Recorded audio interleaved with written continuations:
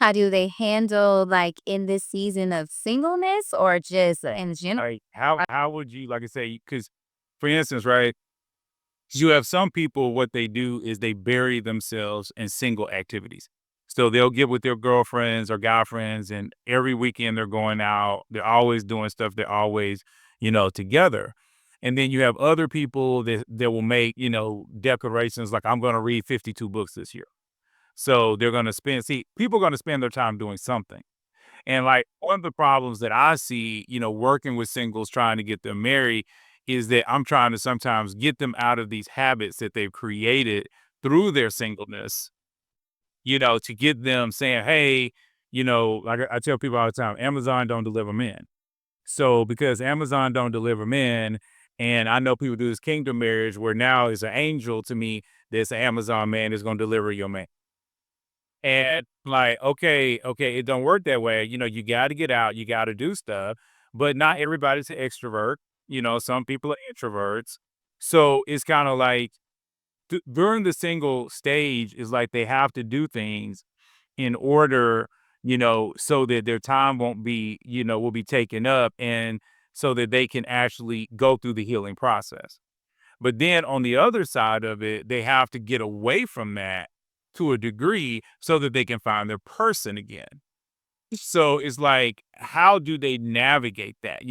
What are things that you see or things that you might have worked with people before and said, hey, maybe the first year, let's go on 5 girls trips, but on the second, maybe just, schedule two. I don't know.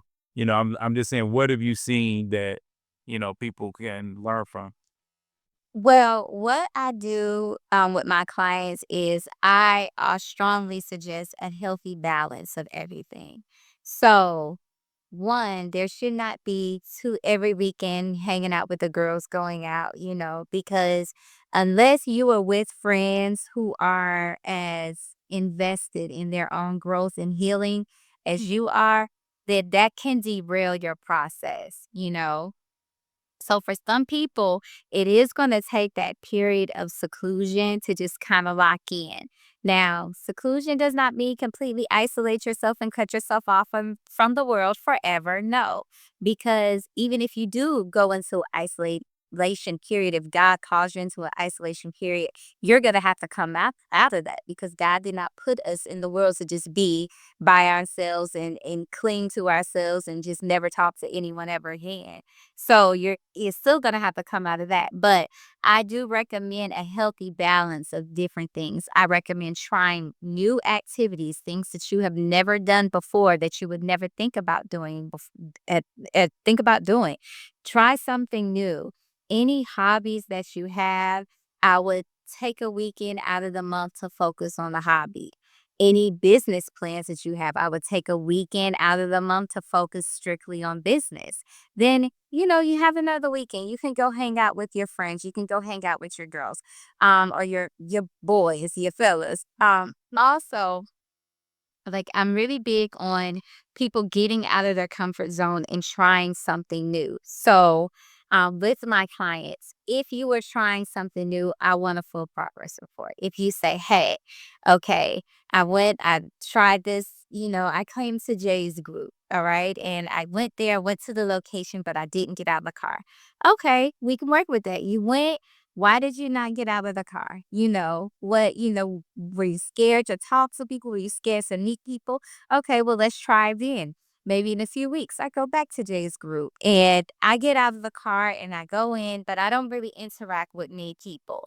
Okay, that's good. We can build on that. So the next time you go, we're going to work on speaking to someone, introducing ourselves to a stranger.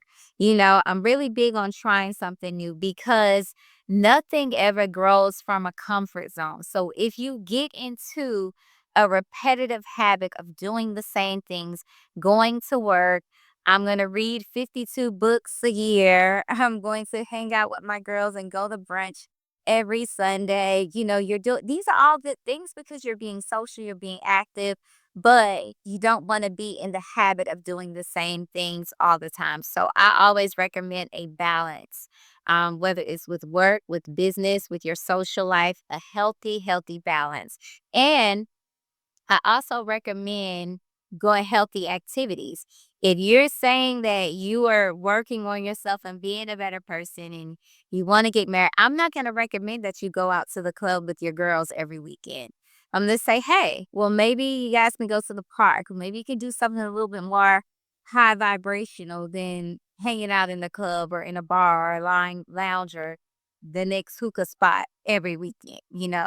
So those are some of the things that I recommend, but I don't recommend that anyone sit in the house because I know that can stifle your growth even more if you are just so locked in on healing and you never take the time to get out and experience things and enjoy things.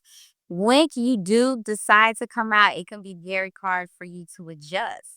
It can be very hard for you to meet people. It can be very hard to date because you're so good at being by yourself. And it can be detrimental to a relationship because your healing is put to the test the most when you are interacting with other people. So you need to be able to have a healthy practice of that all the time. Oh, that was great. That was great. But you brought up something that's really, I think, was good, and then you didn't really key all the way in on it. But I would love to just to talk about it for a brief moment because you were talking about, like I say, somebody comes out, they actually literally drive to the location, but then they drive home. And to me, that kind of leans more into like shyness, like somebody that's shy, might be a little bit more introverted. So, how would someone, in what you've seen, deal with shyness, deal with intimidation, deal with their introvertedness? Because, an introvert is going to be an introvert. So they're going to, want that lifestyle somewhere. And one of the things that I'm always saying, telling to the men that's on my channel is that a lot of men, and a lot of men will agree to me because I see it in the comments, they really do like, introverted women. So it's not so much like the introverted women don't have men that like them. It's just that they have to get out so that the men can meet them.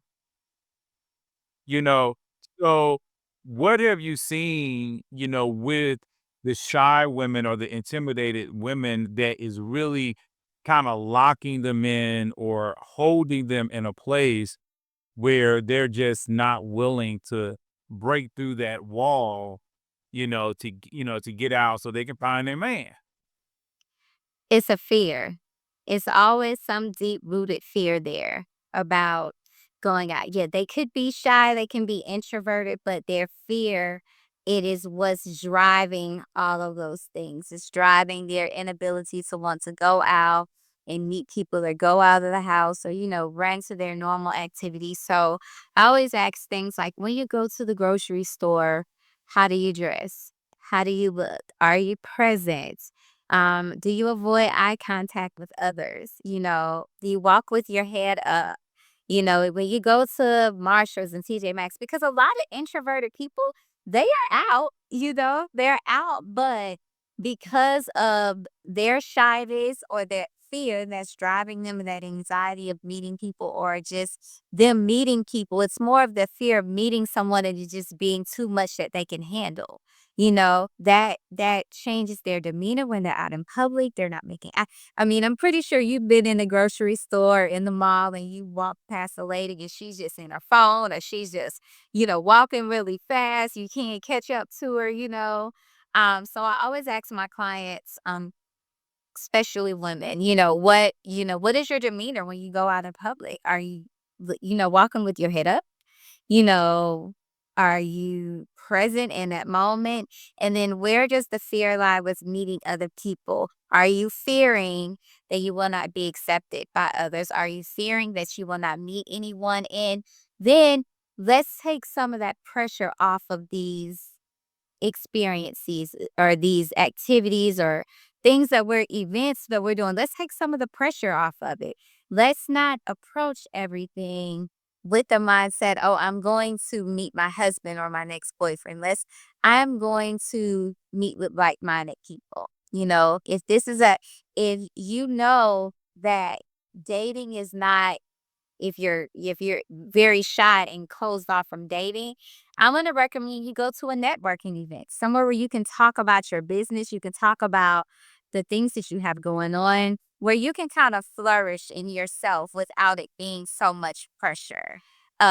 Oh, this is a dating thing, or I'm going to meet this person, or if you're going into something like your group, just going with a different mindset of just connecting with like-minded people in some way, but not taking that pressure off of yourself and not leaning into the fear of, oh, if I meet someone it may not go right, or if I meet someone it may be overwhelming to me. You have to take the pressure off of yourself first. So I think it is more of a deep rooted fear of lack of acceptance, or rejection, a fear of rejection, or a fear just it just being overwhelming, to some people, they do get overwhelmed with certain interactions. So it's just really kind of breaking out of that and in finding another way to approach those things without the pressure being on